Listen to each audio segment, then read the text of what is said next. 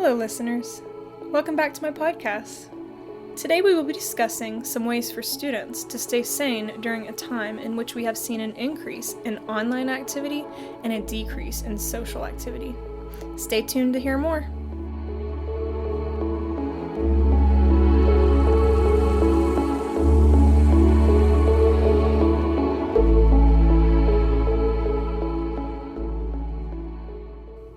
The times have been shifted for everyone.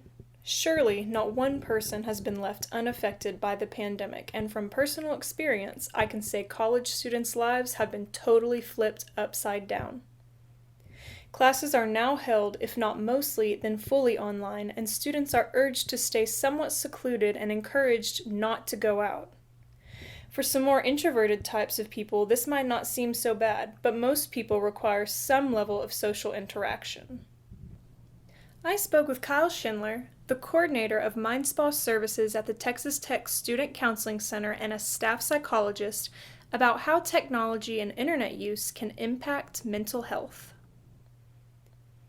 In general, what the research seems to show is that it's very much balance. So excessive internet use can lead to poor mental health outcomes. And in a way, never getting to use it can also maybe be somewhat detrimental as well. So it ends up being sort of a balance where a moderate amount is actually pretty productive, especially during times like this where it's hard to maybe socialize outside of online interactions.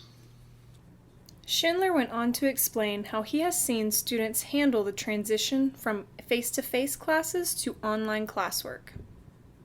I would say that it would depend on the student.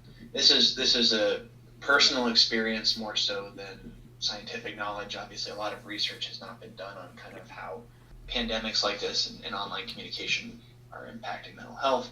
What I've noticed, at least, is that some of the more extroverted students can be a little frustrated with the lack of face-to-face interaction.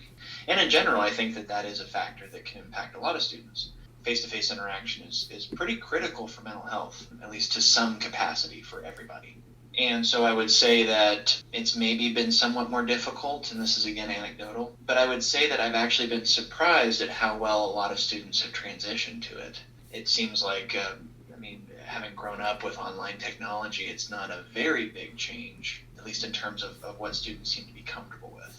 I would say maybe generationally, it definitely is harder for generations where online communication has not been historically always such a big factor. So older generations are maybe having a harder time with it. We are social creatures. Having the ability to socialize in general is just very important for most people. Not everyone, but it can be a very important component of mental health is some kind of social interaction. Additionally, I think one of the biggest factors that's made it difficult is that there's very inconsistent social interaction.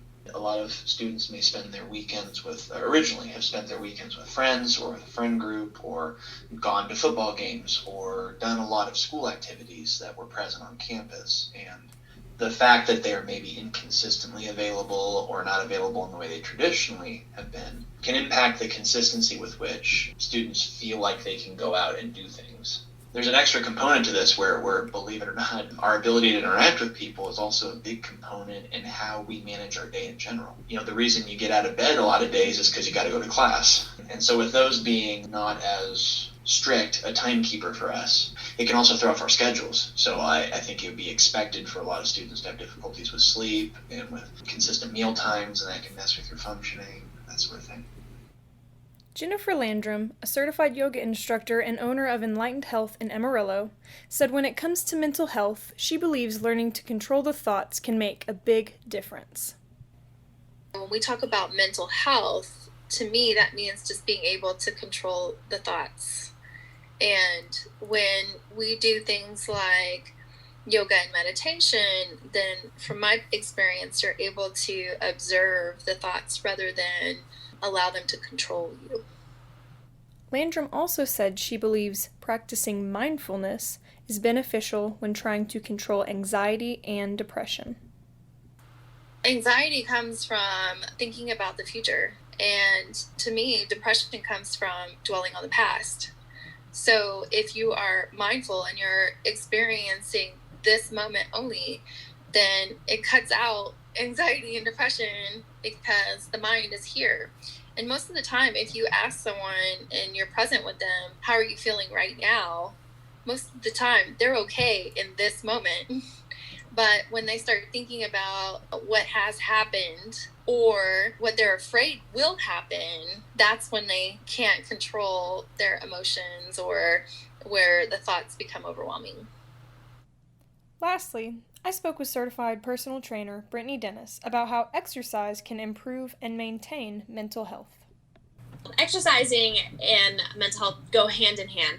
There's studies that have done research and seen that students who work out or at least are in a rec center regularly are more likely to continue their education. So you see less of a dropout. So that, helps with your education, helps with your decompressing. It's kind of like an outlet for a lot of people. So you're able to get any kind of pent up anything out in the gym. It's also really great for your brain function. Again, we talked about your blood flow. So the more your blood flows, everything kind of goes the way it's supposed to, so that better circulation that you get from working out does increase your brain function. And then also there are a lot of people that have stress that aren't on a routine. And if you're in a routine, you go to school, you work out, you eat, you go to sleep, you're in a routine, so it's less stress on you. There's nothing typically giving you like a surprise. But then also when you work out, it does help your sleep pattern. So you're actually able to sleep through the night or sleep consistently as the recommended amount of hours or desired amount of hours. So it's awesome. It's a great stress reliever, absolutely.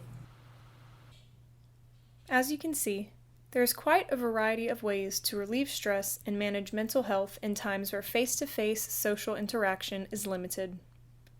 From meditation and mindfulness to getting on a regular routine and exercising, these are just a few of the ways that are effective in helping students and anyone else suffering to stay sane during this pandemic. Thanks for listening, and a big thanks to Kyle Schindler, Jennifer Landram, and Brittany Dennis for contributing. Tune in next time.